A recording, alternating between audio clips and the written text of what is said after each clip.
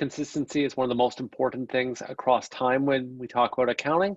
If there is a lack of consistency, the auditor needs to draw it to the attention of the reader. So there are certain circumstances where that is required, other times where it will be a discretionary matter.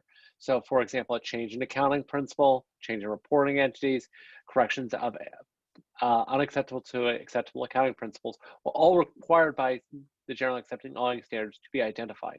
However, change in accounting estimates, errors not involving accounting, variations in format, changes due to substantially different events don't require disclosure. So let's go through those first. Change in estimates, you develop a new way you estimate allowance for doubtful debts. That's not going to need to be updated because it's just an application of the same rule. If you just correct an error, there was a miscount, it wasn't an accounting error, it was just an error.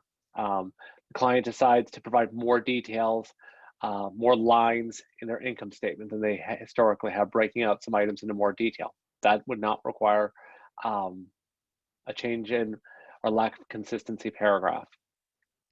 And if things are completely different, then we don't expect them to be accounted for in the same way. So that wouldn't represent a change. Now, change in accounting principle, whether it's by regulation or statute, we want to make the reader understand. More recent example of that is the lease standards, where the leasing rules changed and the reader would need to be aware of that. And so a lot of times with mergers and acquisitions, we're going to see changes in reporting entities. There's specific guidelines you want to follow up on that. And so the consistency paragraphs